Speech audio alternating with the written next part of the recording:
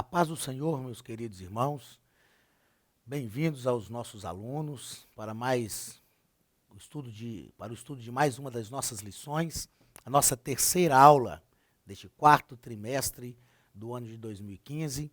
Estudaremos a lição de número 3. Lição de número 3, o título da nossa lição: E Deus os criou homem e mulher.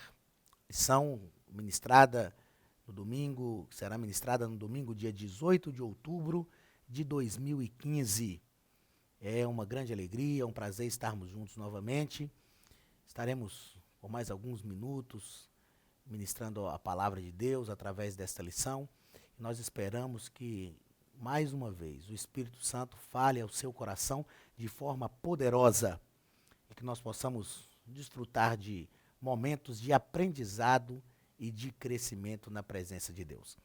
O texto áureo da nossa lição: E de um só fez toda a geração dos homens para habitar sobre toda a face da terra, determinando os tempos já dantes ordenados e os limites da sua habitação. Atos, capítulo 17 e o versículo de número 26. A verdade prática nos diz o seguinte: Deus nos criou à sua imagem e semelhança, para que o amemos e vivamos para a sua glória. Mais uma vez, nós queremos enfatizar que essa verdade prática é a verdade em torno da qual todo o assunto da lição vai girar para essa nossa terceira lição. O objetivo geral vai nos dizer que evidenciar o fato é o que nós, como professores, devemos fazer. Esse é o nosso objetivo geral. Atente também para os objetivos específicos da lição, mas o nosso objetivo geral é evidenciar o fato de que Deus criou o homem e a mulher. Nós estudamos na lição de número 2 sobre a criação de Deus. Falamos das teorias da criação, falamos das teorias da evolução, mostramos dentro da teoria, não só teoria, mas doutrina da criação, falamos sobre a teoria do deísmo e do teísmo, aprendemos que Deus fez todas as coisas e nessa nossa terceira lição nós iremos falar da coroa da criação de Deus, o ser humano, homem e mulher que Deus criou para a sua glória. Algumas considerações são pertinentes, antes mesmo de entrarmos na nossa lição em si. Algumas considerações são pertinentes. Muitas vezes, em sala de aula, os alunos já me perguntaram: por que Deus criou o homem? O que Deus queria ao criar o homem? Eu sempre digo que nós temos duas perguntas muito importantes a fazer nesse quesito. A primeira é: por que Deus criou o homem? E a segunda é: para que Deus criou o ser humano? Com qual objetivo realmente Deus criou o ser humano? Para a primeira pergunta, por que Deus criou o ser humano? Nós ouvimos já muitas respostas. Deus criou o ser humano para adorá-lo, Deus criou o ser humano para demonstrar o seu poder, Deus criou o ser humano para completar a sua criação. Mas, meu querido, por que realmente Deus criou o ser humano? Nós entendemos que por que Deus criou o ser humano é diferente de para quê. Para que o objetivo? O porquê foi a causa que levou Deus a criar o ser humano. Deus criou o ser humano por causa do seu amor. Então, por que Deus criou o ser humano? Por causa do seu amor. Como entender isso? Como entender que Deus criou o ser humano por causa do seu amor? A palavra de Deus nos diz, não que Deus tem amor, mas a Bíblia nos diz que Deus é amor. Deus é a própria essência do amor. E tudo o que Deus faz está baseado no seu amor. Quando Deus projetou, planejou, como nós falamos na aula de número 2, falamos sobre a diferença de criar e de executar a criação. Quando Deus criou, então, na sua mente, quando Deus planejou o ser humano, Deus fez isso por causa do seu amor. Nós vamos aprender nesta lição que, ao criar o homem, Deus manifesta o seu amor incondicional. Mas e para a segunda pergunta que nós falamos, para que Deus criou o ser humano? Aí sim nós diríamos, Deus criou o ser humano para adorá-lo.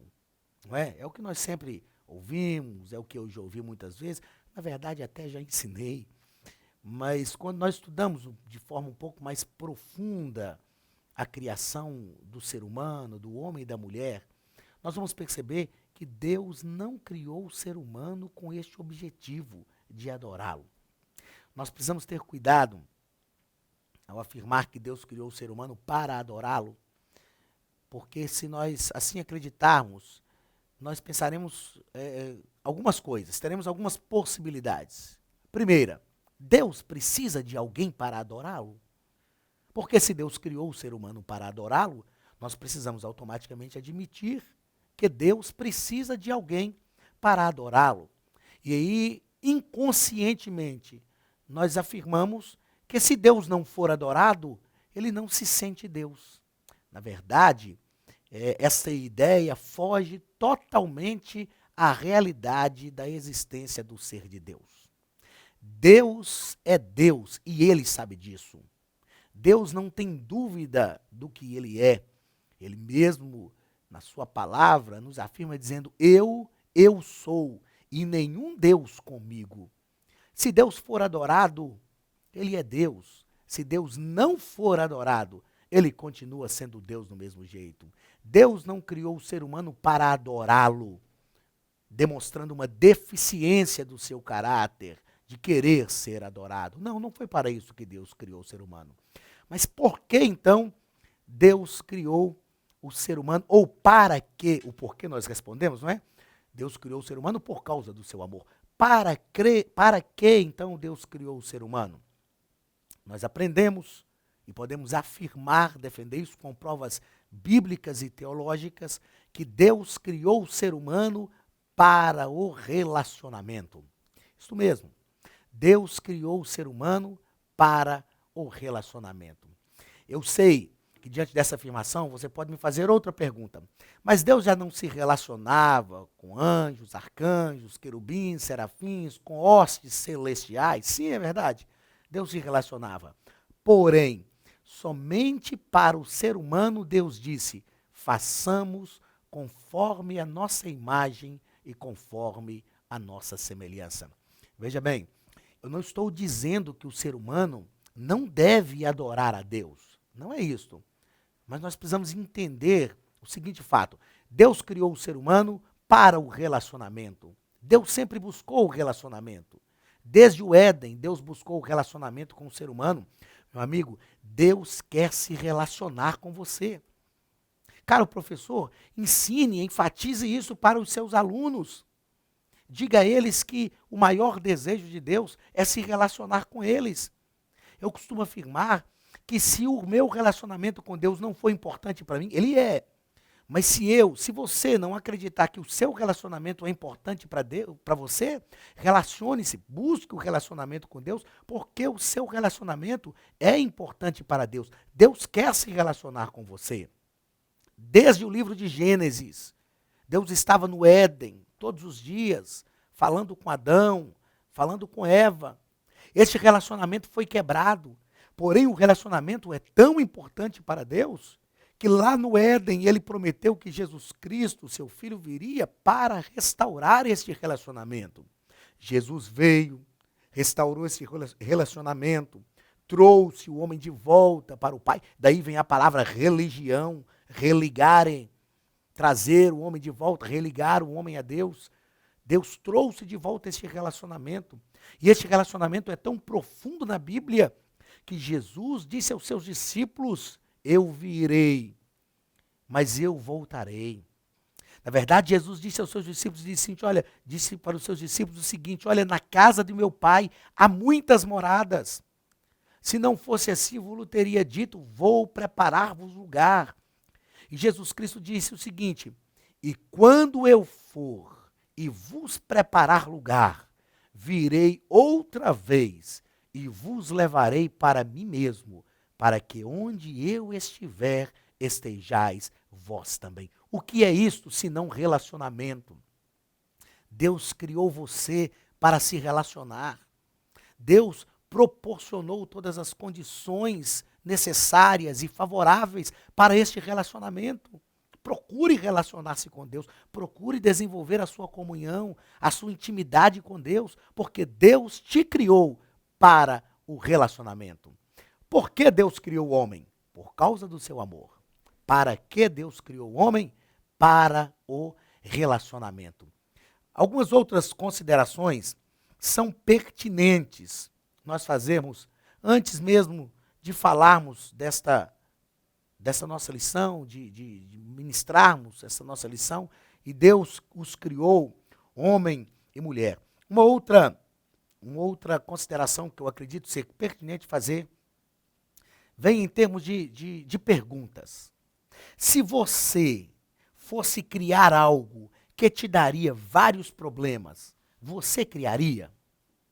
Você faria alguma coisa se soubesse que o que você está fazendo agora lhe daria alguns problemas ou vários problemas no futuro?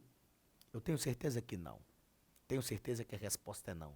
Agora, por que mesmo sabendo que o ser humano iria falhar? Mesmo sendo presciente. E a presciência de Deus nos ensina que Ele conhece todas as coisas. Presciência. Ciência, a palavra ciência significa conhecimento. E pré é um conhecimento prévio. Conhecimento antes que as coisas aconteçam. Deus conhece tudo. Deus conhece todas as coisas. Antes de criar o ser humano, Ele já sabia que o ser humano iria pecar. Agora, porque mesmo sendo presciente, Deus criou o ser humano. Esta sim é a maior prova de amor incondicional. Eu disse e afirmo que se eu, e eu tenho certeza que se você também soubesse que algo te traria um grande problema no futuro, você não criaria isto, mas Deus sabia. Deus nos criou como a maior prova de amor incondicional.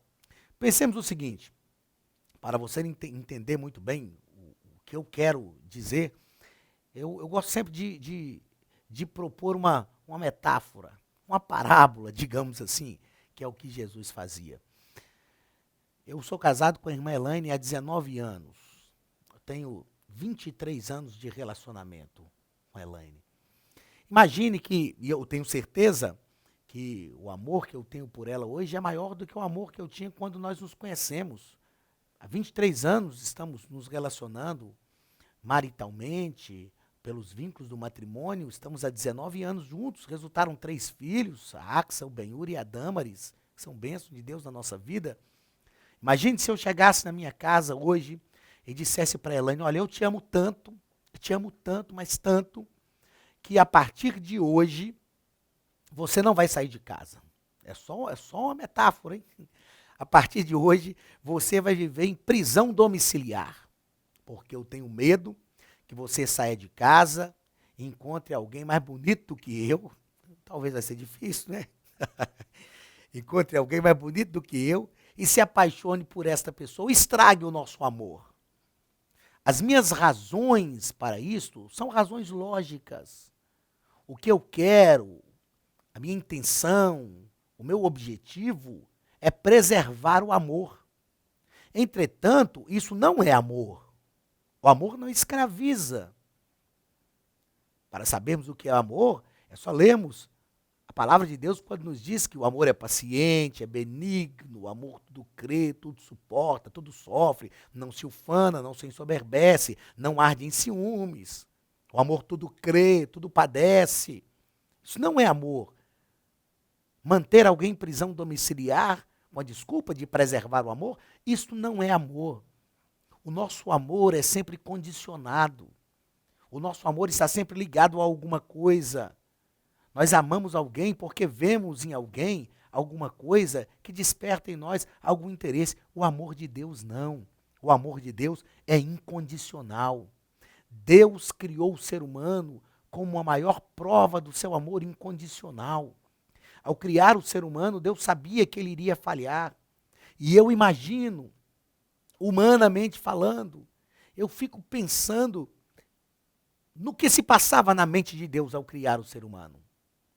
Quem sabe, ao criar Adão, formar Eva, Deus pensava na sua mente: eu sei que você vai falhar, eu sei que você vai pecar, mas eu já vou providenciar uma remissão para o seu pecado antes que você falhe, e vou te criar como a maior prova do meu amor incondicional. Eu aprendo com isso, meu querido, que Deus nos ama do jeito que nós somos.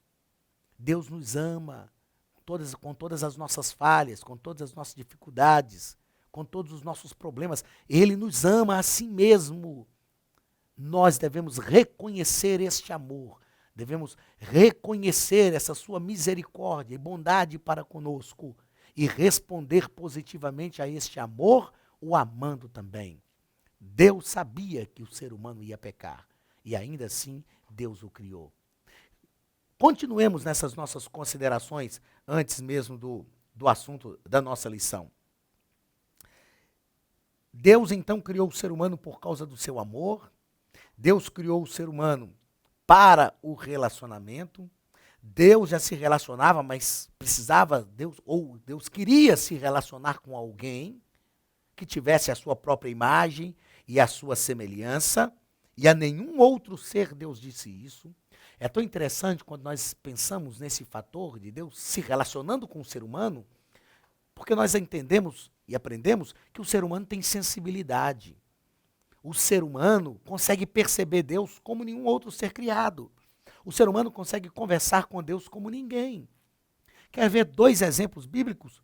Moisés, em Êxodo capítulo 32 e capítulo 33, quando Deus disse que ia matar o povo, Moisés disse: Senhor, perdoa este povo. E ele diz: olha, se o Senhor matar este povo, olha, Moisés se coloca como um conselheiro de Deus. Deus, ele se dá esse direito de ouvir o ser humano, de deixar o ser humano falar com ele de forma que ele entenda e que o ser humano possa compreendê-lo também. Moisés disse a Deus: se o Senhor matar este povo aqui no deserto, o que os egípcios vão dizer?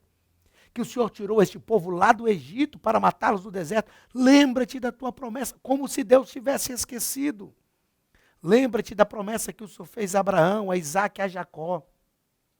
Meu querido, Deus tem prazer quando nós o lembramos daquilo que Ele prometeu. Não que Ele esqueça, mas quando nós o lembramos daquilo que Ele prometeu, mencionamos para Ele aquilo que Ele prometeu, Ele tem a convicção que nós estamos guardando a sua palavra.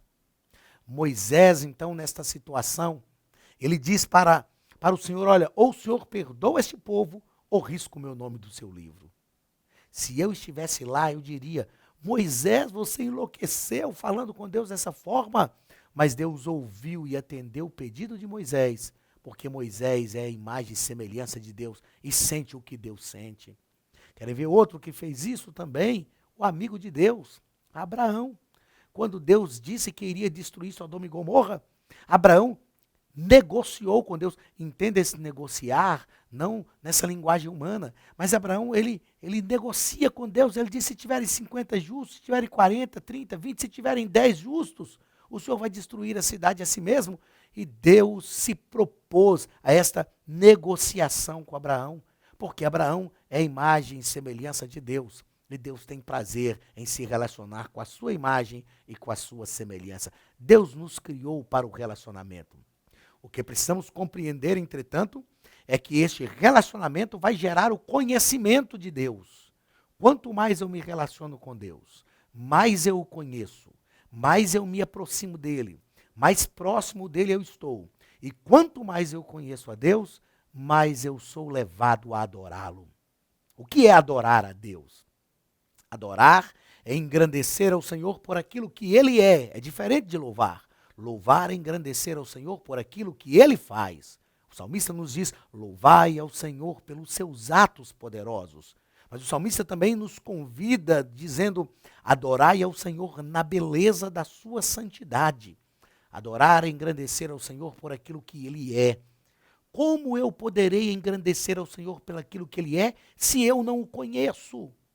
Sabe por que é importante conhecermos a Deus? Porque quanto mais conhecemos a Deus, mais condições temos de adorá-lo.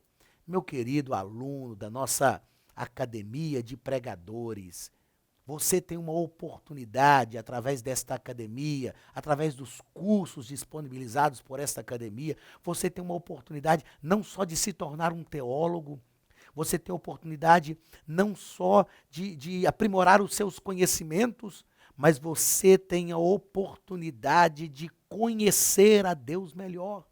Porque a teologia é um estudo humano de Deus, porque Deus se revela para seres humanos. Então, quanto mais eu procuro conhecer a Deus, mais Deus vai se revelar. É possível conhecer a Deus de forma humana, porque somos seres humanos e só podemos pensar Deus de forma humana. Então, quanto mais eu procuro conhecer a Deus, mais Deus vai se revelar. E quanto mais Deus se revelar a mim, melhor adorador de Deus eu serei. Quer ver o que nos diz? Quer ver o que nos diz a palavra de Deus? O maior teólogo da Bíblia, Paulo, na sua carta aos Romanos, no capítulo 11, a partir do versículo 33, Paulo nos diz assim: ó profundidade da riqueza, tanto da sabedoria como do conhecimento de Deus. Quão insondáveis são os seus juízos e quão inescrutáveis os seus caminhos. Quem, pois, conheceu a mente do Senhor? Ou quem foi o seu conselheiro? Ou quem primeiro deu a ele para que ele venha a ser restituído? Porque dele, por meio dele e para ele são todas as coisas. A ele, pois, a glória eternamente. Amém. Meu querido, o apóstolo Paulo, como eu disse, o maior teólogo da Bíblia, escrevendo a carta aos Romanos, o livro mais difícil da Bíblia de ser interpretado. O que Paulo me ensina aqui, o que Paulo está nos mostrando, que ele foi pesquisando de Deus tudo aquilo que ele podia conhecer, humanamente falando, e chega um momento que Paulo se rende. A teologia nos proporciona isto. Você, que é o nosso aluno aqui da Academia de Pregadores, você chegará neste ambiente, neste momento, onde você será levado diretamente ao sobrenatural de Deus, aos mistérios de Deus. E Paulo, quando é levado diante desses mistérios de Deus, ele se rende em adoração. Ele está dizendo, ó profundidade da riqueza, tanto do conhecimento quanto da sabedoria de Deus. Quem foi que quem conheceu a mente do Senhor? Quem foi o seu conselheiro? E ele diz, quão insondáveis são os seus estatutos, quão inescrutáveis os seus caminhos. Por que são inescrutáveis? Porque ele pesquisou, mas ele chegou num momento que ele não conseguiu avançar mais, porque ele estava diante da grandeza de Deus, dos mistérios de Deus. E Paulo se rende simplesmente em adoração cultica, dizendo, porque dele, por meio dele e para ele são todas as coisas. A ele, pois, a glória eternamente. Amém. Glórias a Jesus. Você, nosso querido aluno da Academia de Pregadores, você, além de se tornar um teólogo melhor, além de se tornar uma pessoa melhor, você com toda certeza se tornará também um adorador melhor de Deus, porque Deus te criou para o relacionamento e através deste relacionamento você vai conhecer a Deus e através do conhecimento de Deus que você adquirir, você se tornará um adorador. O ser humano precisa adorar a Deus com toda certeza, mas nós adoramos a Deus quando nós passamos a conhecê-lo melhor. Muito bem. O primeiro ponto da nossa lição vai nos dizer que o homem foi criado por Deus.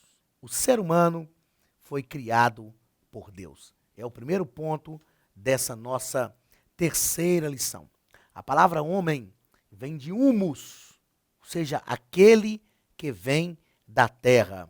Deus criou o homem do pó da terra. Quando nós estudamos hermenêutica, nós aprendemos que, é lógico, que não é hermenêutica judaica, mas numa hermenêutica ocidental, a nossa hermenêutica, quando a Bíblia diz que Deus criou o ser humano, a ideia que nós temos é que Deus arregaçou as suas mangas e Deus realmente pôs a mão na massa. Deus manipulou o pó da terra. Nós falamos na lição de número 2 do verbo bereshit, que é criar. Bereshit bara Elohim. No princípio criou Deus. Deus criou do nada. Falamos também que no livro de Gênesis, no capítulo 1 de Gênesis, tem outro verbo para criar, que é iassar. Iassar é criar a partir daquilo que já existe. Quando a Bíblia nos diz que Deus criou o ser humano, Deus criou através do iassar, a partir daquilo que existe. Por que Deus criou o homem do pó da terra? Porque o homem é o humus, aquele que veio da terra. Deus estava ligando o ser humano a toda essa criação. Às vezes, nós podemos pensar que, ao ligar o ser humano a essa criação, Deus estava sujeitando o ser humano à terra. Não. Deus, ao criar o homem do pó da terra, ele não estava tão somente sujeitando o ser humano à terra. Deus estava, na verdade, autenticando o domínio que ele daria ao ser humano. Se alguém, algum dia, é lógico que eu digo isso tão somente de forma metafórica e pedagógica, para a gente compreender melhor o aprendizado. Se alguém um dia perguntasse a Deus, por que o Senhor deu a Adão o domínio sobre a terra? Deus diria, porque Adão veio da terra, e aquele que vem da terra tem o poder para sujeitá-la, tem condições para dominá-la. Deus nos criou do pó da terra. O primeiro parágrafo deste primeiro ponto, o nosso comentarista vai tratar sobre a matéria-prima do homem. E vai nos mostrar que o homem foi feito da terra à imagem e semelhança de Deus. Eu vejo uma coisa magnífica quando Deus cria o ser humano do pó da terra. Deus criou o ser humano daquilo que é o mais comum na terra. O pó da terra, que se encontra em qualquer lugar. O ser humano, dessa forma, tem uma simplicidade. Simplicidade. Fale disso para os seus alunos. Mostre para eles que não adianta sermos arrogantes, não adianta tentarmos tripudiar sobre o nosso semelhante. Quantas pessoas que pensam que são melhores do que as outras? Meu amigo, todos nós fomos criados do pó da terra. Deus nos criou de forma simples, daquilo que é mais comum em toda a extensão da terra. Deus nos criou do pó da terra, porém, além desta simplicidade, Deus nos deu algo extremamente precioso. Ele criou o ser humano do pó da terra, algo simples, comum, mas Deus dotou o ser humano da sua imagem e semelhança. Veja se isso não é um paradoxo. Que paradoxo glorioso, na verdade, Deus colocou na raça humana. Somos simples, porém preciosos. Paulo nos disse que Deus criou vasos de barro. E ele disse que nós somos como vasos de barro, porém temos um tesouro muito precioso em nós. Deus criou o ser humano do pó da terra, algo muito simples, mas colocou o que nós temos de mais precioso, a imagem e semelhança de Deus. Que paradoxo glorioso o Senhor colocou em nossa humanidade. O homem criado como pó da terra, ele vai nos mostrar, vai nos deixar claro, Deus está nos ensinando, como diz Ralph Smith, no seu livro Teologia do Antigo Testamento, que há um abismo muito grande entre Criador e criatura. Há um abismo muito grande. Ele é o Criador, nós somos as criaturas. Ele é Deus, nós somos seres humanos. Ele é eterno, nós somos passageiros. Nós temos a sua imagem e semelhança, mas ele é a própria essência dessa imagem e semelhança que nós temos. Deus criou o homem do pó da terra. A matéria-prima foi o pó. Deus podia ter criado o homem do ouro, de tantos metais preciosos, mas Deus nos criou de algo tão comum para que a sua imagem e semelhança nos planificasse e fizesse de nós verdadeiros seres humanos, a coroa da criação de Deus, prontos para se relacionar com o Altíssimo. O segundo parágrafo deste primeiro ponto vai nos falar sobre o sopro divino. O sopro divino. Deus criou o homem do pó da terra e assoprou nas narinas do ser humano o fôlego de vida. e ele se tornou alma vivente. Assim como nós já mencionamos na lição de número 2, na aula de número 2, quando a Bíblia nos diz que Deus assoprou nas narinas do homem o fôlego de vida, o texto que a língua grega vai utilizar é o theopneustos. O theopneustos aqui quer dizer o hálito de Deus. A tradução mais própria para esse texto seria a bafejada de Deus. É lógico, eu sei que esse termo bafejada tem um sentido pejorativo na nossa língua, mas essa bafejada quer dizer o hálito, ou seja, a essência de Deus.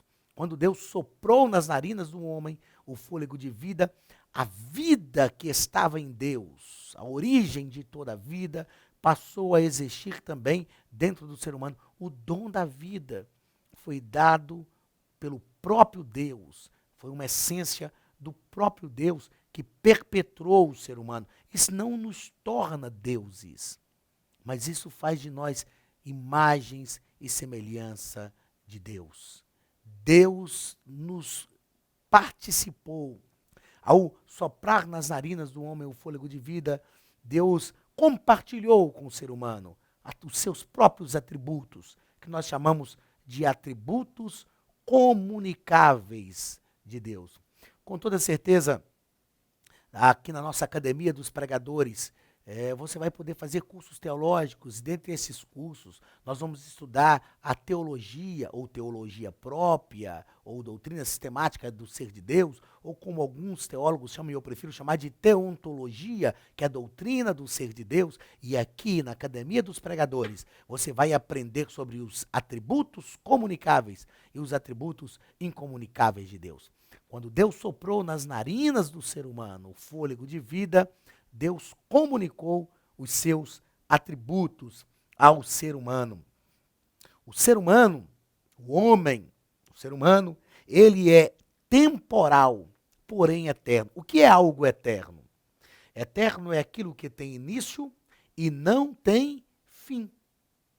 Você poderia então me perguntar, mas Deus não é eterno?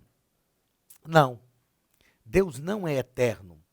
O termo que nós usamos para Deus é que Deus é mais do que eterno, ou seja, Deus é ab a eterno. O que é um ser ab a eterno? Ab a eterno quer dizer desde o princípio, desde sempre, desde a eternidade. O homem é eterno porque ele teve início e não tem fim. Nós diríamos que Deus é eterno tanto para o futuro quanto para o passado. Deus existe antes da eternidade. Como eu já disse, na matéria de teontologia, nós estudamos sobre isso. Deus existe antes da eternidade. Isaías, ao nos falar do próprio Cristo, o Messias, o Filho de Deus, o Deus encarnado, ele diz, porque um menino nos nasceu, e um filho se nos deu, e o principado está sobre os seus ombros, e o seu nome será Maravilhoso Conselheiro, Deus Forte, Pai da Eternidade e Príncipe da Paz. Grife, Pai da Eternidade. Isaías capítulo 9 vai nos dizer isso. Ele é o Pai da Eternidade. Antes que a eternidade existisse, o nosso Deus já existia. Que coisa linda, que coisa maravilhosa é quando nós entendermos que o Deus que nós servimos é um Deus que criou a eternidade. Nada existe antes dele. Ele é o Deus que existe por si mesmo. Deus é ab-eterno. O ser humano, além de ser um ser temporal, é um ser eterno. O ser humano também é um ser imortal. Deus nos criou para a imortalidade. Eu sei que devido ao pecado, por causa do pecado no mundo, a morte chegou até nós. A morte, entretanto, ela vai tirar a nossa vida física. E eu sempre digo que a morte, após o pecado, foi pura e simplesmente um ato de misericórdia de Deus. A misericórdia de Deus. Porque o pecado veio e passou a degradar o nosso corpo físico, a corromper o nosso corpo físico, doenças, enfermidades, cansaços, problemas vieram sobre nós. E se nós vivêssemos eternamente nesta condição, como conseguiríamos suportar? Então Deus nos permitiu passar pela morte. A morte, porém, não assusta os salvos. Jesus já venceu a morte por nós. A Bíblia nos diz, no capítulo 9 ainda de Isaías, que para aqueles que habitavam na região da sombra da morte, a luz raiou. O próprio apóstolo Paulo, ele afirmou dizendo, para mim o viver é Cristo e o morrer é ganho. A morte para aqueles que temem o Senhor não nos causa mais pavor. Não nos causa mais pavor. É lógico que como seres humanos falíveis, estando ainda nesta vida, a morte nos ameaça e ela pode ceifar a nossa vida, mas haverá o dia. O apóstolo Paulo nos fala disso na primeira carta aos Coríntios, no capítulo 15, ele diz que quando isto que é corruptível se revestir da incorruptibilidade, e isto que é mortal se revestir da imortalidade, então se cumprirá o que está escrito, tragada foi a morte pela vitória. Onde está, ó morte, a tua vitória? Onde está, ó inferno, o teu aguilhão? Naquele dia, quando os nossos corpos forem transformados e nós estivermos ao lado de Cristo, a morte será plenamente vencida por nós, porque Jesus Cristo já venceu na cruz. Aleluia! O ser humano é eterno. A vida não é só isto aqui. Existe uma teoria herética chamada de teoria da aniquilação total, que nos ensina que a vida é só esta aqui, que acabou esta vida, não existe céu, não existe inferno, tudo que nós precisamos viver é o que nós já vivemos aqui. Esta teoria é errada, é equivocada, porque nós sabemos, a Bíblia nos afirma que após a morte segue-se o juízo. Há uma vida após a nossa vida. E nós esperamos que você, nosso querido aluno aqui da Academia de Pregadores, você, nosso amado professor de escola dominical, mostre aos seus alunos a importância de ser salvo em Cristo Jesus para nos vermos livres do poder, livres do domínio da morte. A morte pode ceifar a nossa vida, mas quando isto acontecer, nós estaremos ao lado de Cristo para a vida eterna, para sempre ao lado do Senhor. O ser humano é um ser imortal. O quarto parágrafo, o nosso comentarista vai nos falar sobre a missão do homem. A missão do homem. Nós já aprendemos aqui que Deus disse a Adão que ele deveria dominar. Ele deveria dominar. Deus disse, governe a terra, cultive o solo, domine. Uma das coisas mais magníficas que eu vejo em Deus é esta facilidade que Deus tem de compartilhar a sua autoridade. Quantas pessoas que têm medo de compartilhar a autoridade, pensando que vão perder a autoridade? Quantas pessoas, mesmo na escola dominical, que tem medo de colocar alguém para lecionar um ponto da lição e a classe gostar mais daquele aluno, gostar mais daquela pessoa? Isso faz parte da nossa humanidade, nós precisamos vencer isso, pedir a graça de Deus para nós vencermos, porque no reino de Deus, na obra de Deus, há lugar também para todo mundo. As pessoas às vezes têm medo que alguém tome o seu lugar, e deixa eu te afirmar uma coisa, meu querido. Se você assumiu este lugar onde você está, porque Deus te colocou, ninguém vai te tirar daí. Ninguém vai te tirar. Eu aprendi uma coisa na minha vida ministerial, que onde a mão de Deus nos coloca, ninguém nos tira. Mas onde a mão do homem nos coloca, a mão do homem também nos tira. Deus não é assim. Deus compartilhou com Adão a sua autoridade. O que Deus está fazendo, eu quero te exemplificar, mais uma vez, através de uma metáfora. Suponhamos que eu lhe desse a chave da minha casa e dissesse, olha, essa casa é minha, eu adquiri, eu a comprei com o suor do meu rosto, mas a partir de hoje a chave está nas suas mãos. Domine sobre a minha casa, domine sobre ela, fique à vontade. Deus está dando domínio para Adão. O que Adão precisava entender é o dilema entre governo e autoridade. Nem sempre quem governa tem toda a autoridade, ou tem todo o poder, porque a autoridade é sempre delegada. Deus delegou a Adão autoridade para governar, mas ele tinha que governar pelos parâmetros de Deus. Ele tinha que governar obedecendo à vontade de Deus. Ele tinha que governar estando em comunhão com Deus. A prova disso é que quando ele perde a comunhão, automaticamente ele perde o governo, porque ele perde a autoridade. Não se engane. Se nós perdermos a nossa comunhão com Deus, nós perderemos também a nossa autoridade. Foi o que aconteceu com Adão, e nós vamos estudar na próxima lição sobre o pecado, sobre a queda de Adão. Ele perdeu a autoridade porque perdeu a comunhão. Enquanto temos comunhão com Deus, nós desfrutamos da autoridade que ele nos deu.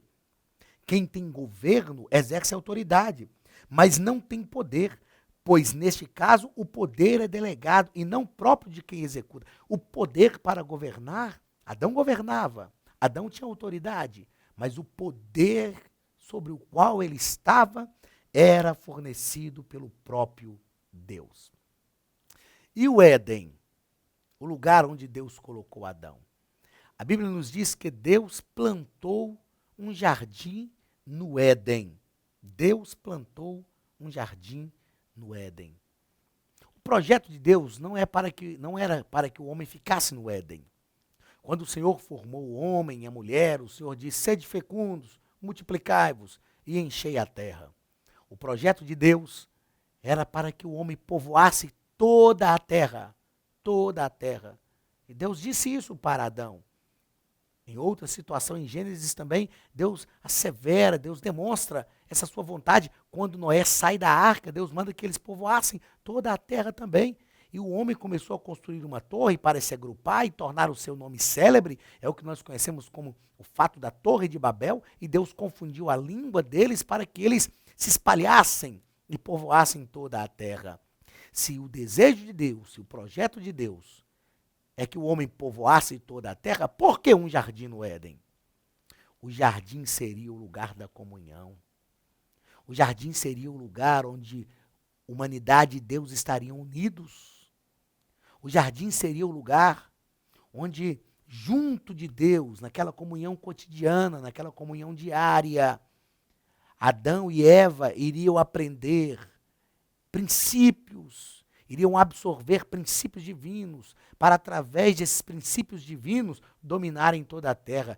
Meu querido, Deus deseja ter conosco um lugar de comunhão. Deus tem um Éden para a sua vida, um jardim, um lugar de repouso, um lugar de descanso. Quem sabe em meio a tantas tempestades, quem sabe em meio a tantos problemas, a tantas dificuldades, quem sabe em meio a este senso de crise que está se implantando na nossa nação. Mas, pastor, a nação não está em crise, estamos vivendo sim uma crise econômica, mas os céus não estão em crise. Em meio a toda essa turbulência, nós precisamos de um Éden, um lugar de comunhão, e Deus quer ter com você um lugar de comunhão. Querido professor, deixe isso claro para os seus alunos. Deus sempre busca um Éden, um lugar de comunhão, para estar conosco, a sós. E neste lugar é o lugar que nós desfrutaremos da sua presença. Este lugar é o lugar onde nós aprenderemos princípios divinos, para que toda a nossa vida seja permeada por esses princípios divinos. Que o Espírito Santo fale fortemente isso ao seu coração e que o Senhor te conduza a este lugar de comunhão. O segundo ponto da nossa lição, o comentarista vai tratar sobre a criação da mulher. A criação da mulher. É necessário nós compreendermos, diante da criação da mulher, diante dos fatos ou dos relatos bíblicos da criação da mulher, que Deus criou o homem e ato contínuo criou a mulher. Gênesis capítulo 1, versículo 27, vai nos dizer, aliás, versículo 26, diz o seguinte, a partir do versículo de número 26, e disse Deus, façamos o homem à nossa imagem, conforme a nossa semelhança, e domine sobre os peixes do mar, sobre as aves dos céus, sobre o gado, sobre toda a terra e sobre todo réptil que se move sobre a terra. Olha o versículo de número 27. Ele é muito importante para esse entendimento.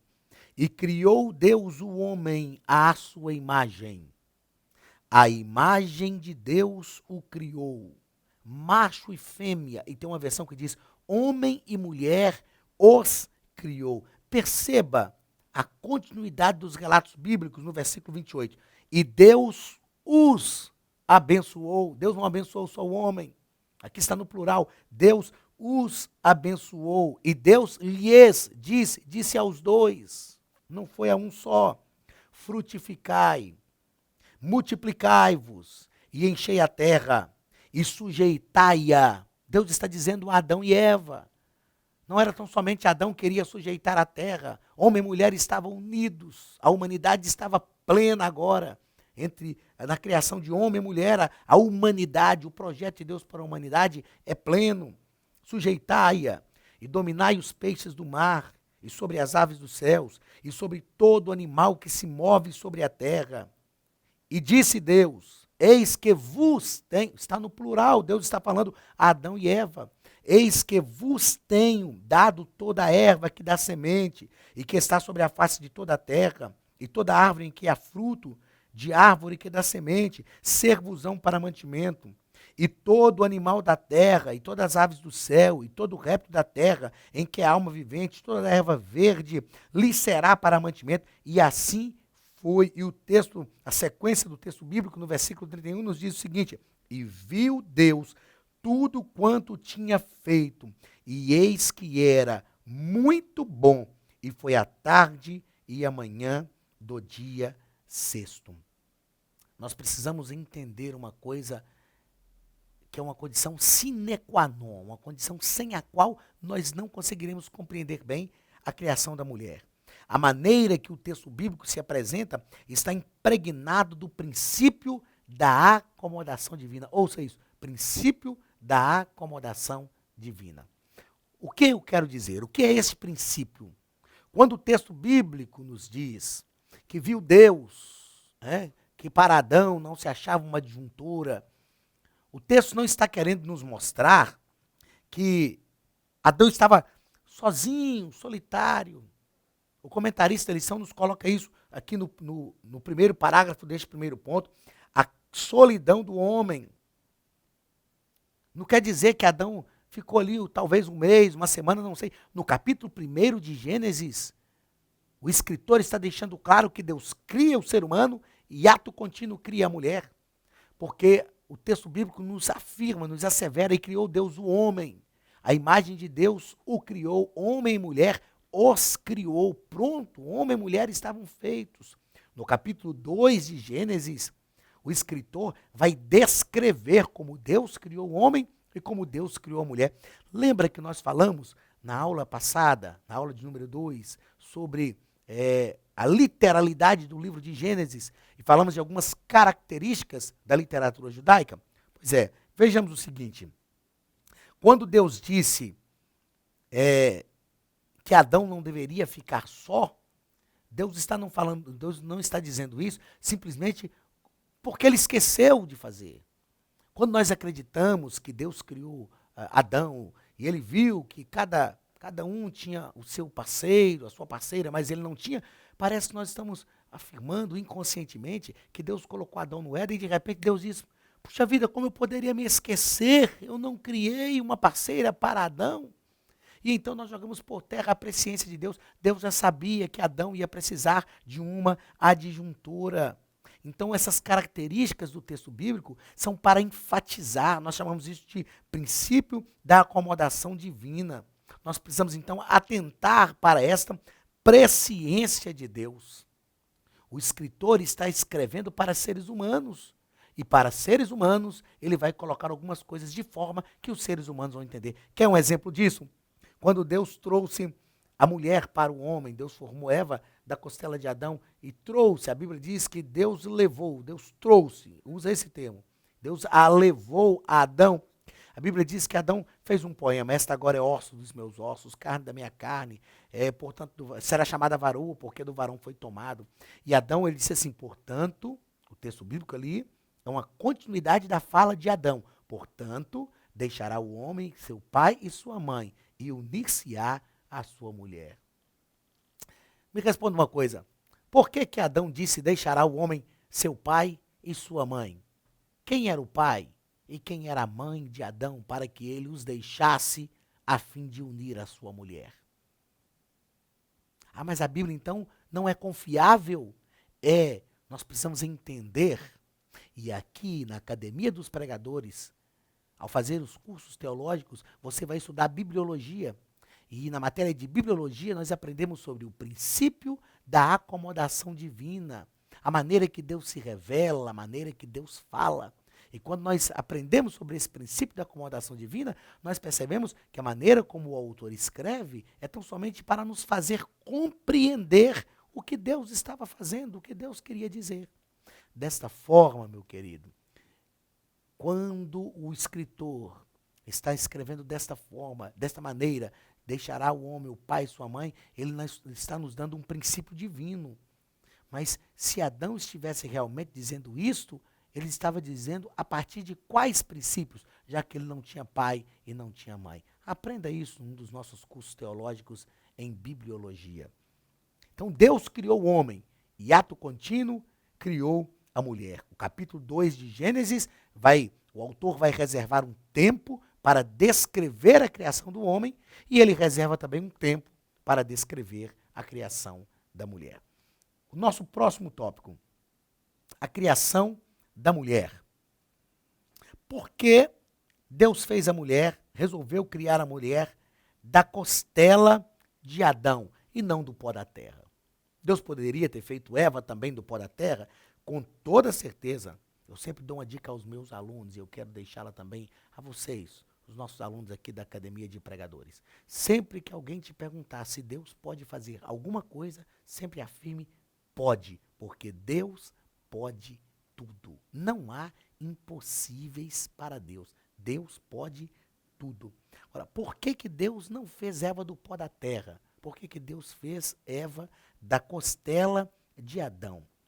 Ao criar Eva da costela de Adão, Deus estava criando uma interdependência entre o homem e a mulher. Adão se tornou um homem completo com a criação da mulher. Porém, a mulher não pôde existir sem que Adão existisse primeiro.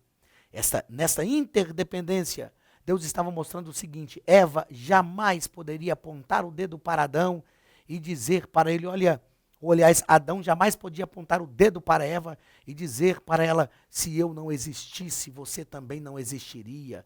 A sua existência você a deve a minha costela. Porque Eva diria para Adão, se eu não existisse, você, Adão, não seria um homem completo. Mas Eva também nunca poderia dizer para Adão, Adão, se não fosse a minha existência na sua vida, você não seria ninguém. Você não seria um homem completo. Porque Adão iria responder para Eva, mas se eu não existisse, minha querida, você não passaria a existir. Deus estava criando uma interdependência entre homem e mulher, para que eles se completassem, vivessem unidos no Éden, o paraíso que Deus criou. Nós aprendemos com isso, meu querido, que quando homem e mulher se completam, quando vivem unidos e harmonizados em um lar, por maiores que sejam os nossos problemas, dificuldades que a família encontra, o lar é o paraíso que Deus criou, porque o homem e mulher estão unidos e harmonizados.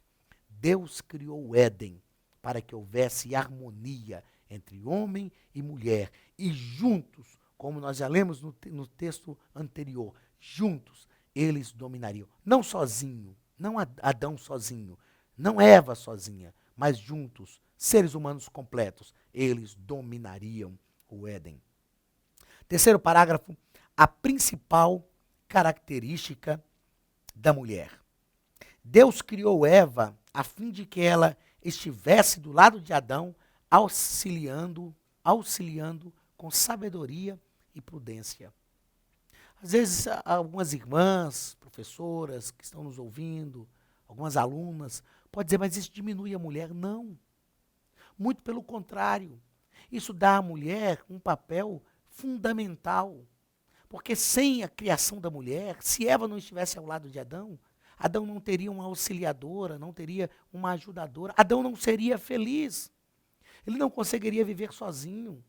Quando nós estudamos psicologicamente, a psicologia vai nos ensinar isso, a constituição psicológica da mulher, nós aprendemos algumas características da mulher. Permitam-me citar pelo menos 3 delas aqui. A sensibilidade. A mulher ela tem mais sensibilidade do que o homem. A mulher pensa primeiro com o coração e depois com a mente. A mulher consegue perceber as coisas melhor. A mulher consegue perceber as coisas melhor. Me chama a atenção que quando a nossa esposa, quando a minha esposa, quando ela fala o seguinte, olha, cuidado com aquele seu amigo. Eu já percebi na maneira que ele te olha, que ele não é muito o seu amigo. E aí nós, às vezes, criticamos, você está com ciúme agora até dos meus amigos, mas é só esperar o tempo passar, que nós vamos perceber que esse amigo talvez vai nos trair, vai fazer alguma coisa que vai nos decepcionar, porque a mulher ela tem essa sensibilidade, ela consegue perceber melhor as coisas. Deus adotou assim. É lógico, eu ministro para casais, palestras para casais, para famílias. Eu sempre digo que numa situação dessa, quando acontece um problema, aí a mulher aproveita para dizer, tá vendo, eu te falei, eu te avisei. Não faça isso. Ore por ele, o ajude. Minha irmã, você tem uma sensibilidade que Deus não dotou em nenhum homem. A mulher é dotada desta sensibilidade. A mulher é dotada também de percepção. É necessário que a mulher tenha essa percepção para a maternidade. Eu me lembro de uma situação que nós levamos o meu filho ao médico e quando chegou, a minha esposa disse para a médica, para a pediatra que atendeu, olha, ele está com sinusite. Ele já teve isso outras vezes. A percepção dela. E ela insistiu tanto que era sinusite, que quando a médica entrou assim na sala para lavar a mão, eu perguntei, brinquei com ela, qual que é o seu CRM? E a médica medicou o menino e falou que era uma virose. E ela insistiu tanto que era sinusite que ao final a médica disse, mãe, para tirar a sua dúvida, vamos pedir um raio-x da face, do seio da face da criança. E quando fez o raio-x e chegou com o resultado, que a médica colocou o resultado do raio-x diante da luz, ela disse, mãe, é sinusite. É lógico que naquela hora ela deu aquela olhadinha e aquele sorriso para mim, como que dizendo, tá vendo? Eu não preciso de CRM, mas eu sei o que os meus filhos têm. Isso é a percepção. Deus dotou a mulher dessa percepção. E Deus dotou a mulher de uma visão difusa. O que é esta visão difusa? A mulher consegue ver muita coisa ao mesmo tempo e fazer muita coisa ao mesmo tempo. A mulher é capaz de chegar no templo e ter uma visão de quase tudo ao mesmo tempo. Quantas vezes já não aconteceu da mulher, da gente falar, olha, você viu o vestido daquela irmã? Eu falei, minha filha, eu não vi nem a irmã, mas ela viu porque a visão dela é difusa. O homem faz uma coisa de cada vez, a mulher não. Faz várias coisas ao mesmo tempo e bem feito, porque são características que Deus dotou à mulher para que ela seja uma auxiliadora idônea. Deus dotou Eva dessas características para que ela pudesse realmente auxiliar, ajudar Adão. Pensando então nesta unidade que Deus está criando entre homem e mulher, Deus instituiu o casamento. Deus instituiu o casamento. E este é o último ponto da nossa lição. Deus instituiu o casamento. O casamento é instituído por Deus de forma monogâmica, heterossexual e indissolúvel. Indissolúvel. Primeiro, de forma monogâmica. Deus fez um homem para uma mulher. Permitam-me, mais uma vez, até em tom de brincadeira, algo que eu digo em palestras para casais. Eu digo sempre que é o seguinte, uma mulher ao nosso lado é como um exército. Ela nos defende, nos ajuda, ela está conosco, é a nossa auxiliadora, nos ajuda a nos manter. Uma mulher ao nosso lado é como um exército, mas duas é uma guerra. O casamento é monogâmico. Alguns homens na Bíblia, Deus até tolerou a bigamia, em alguns casos, a poligamia. Deus até tolerou, mas nunca foi o desejo de Deus, nunca foi o projeto de Deus para o casamento. E todos os homens que casaram com mais de uma mulher na Bíblia tiveram problemas. Abraão, Davi, Salomão, quantos problemas? Jacó, quantos problemas tiveram?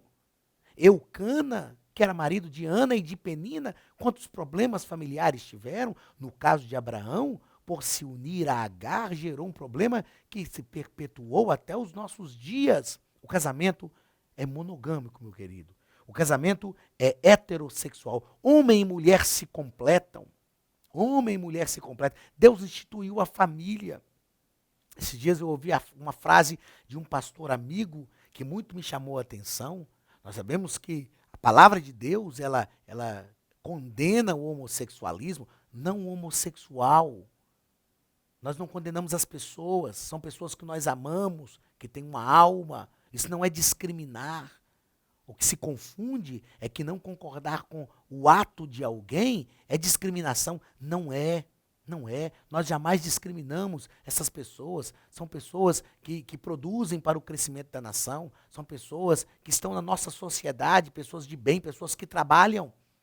Mas nós precisamos entender que, biblicamente falando, e outro sim, a Constituição Federal, no artigo 5º, em um dos seus incisos, nos garante o livre direito de expressão religiosa e de acordo com o que nós cremos e que a palavra de Deus nos assevera e nos ensina, o casamento não é heterossexual. O casamento é heterossexual, não é homossexual. Não, de forma alguma. Homem e mulher se completam. Deus fez Adão e Eva. Eles se completam. E eu ouvi uma frase de um pastor amigo esses dias, o seguinte: algumas pessoas acreditam que têm os seus direitos, nesses movimentos que defendem essas classes, que eles lutem pelos seus direitos, mas sem destruir as instituições que são sólidas. A família é uma instituição sólida. Se alguém quer lutar por algum direito que acredita ter, que lute. Mas lute sem destruir uma instituição sólida que já está firmada pela ética e principalmente pela palavra de Deus. O casamento é indissolúvel. Indissolúvel. Eu sei que ocorrem situações, ocorrem divórcios, e quem somos nós, professores, mestres da Academia de Pregadores, para criticarmos o que aconteceu na vida de alguém? Não estamos aqui para isso, mas o ideal de Deus é que não haja o divórcio. Ah, pastor, mas se houve então uma traição, uma infidelidade, que haja o perdão. Deus pode restaurar, Deus pode mudar a sua casa, Deus pode mudar a sua vida, Deus tem um projeto lindo para a sua família, Deus tem. Lute pela sua família, não abra mão da sua família, mas nós não vamos criticar aquilo que aconteceu ou deixou de acontecer. O importante é que você é especial para Deus. Você tem uma alma que é especial para Deus. Ele ama você. Se você passou por uma dificuldade, por algum problema, lute para construir uma vida de comunhão com Deus. Deus instituiu a família através da união de homem e mulher.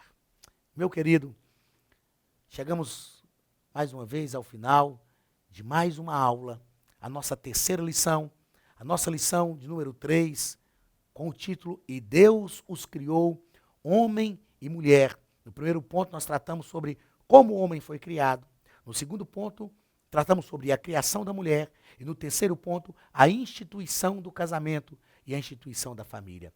Que o Senhor te abençoe, que o Senhor te ajude, que essa palavra encontre guarida no seu coração e que você esteja sempre conosco. Mais uma vez, nós nos despedimos na paz do Senhor, agradecendo pela sua fidelidade. Traga outras pessoas, contribua para o crescimento de alguém, contribua para o aprendizado de alguém.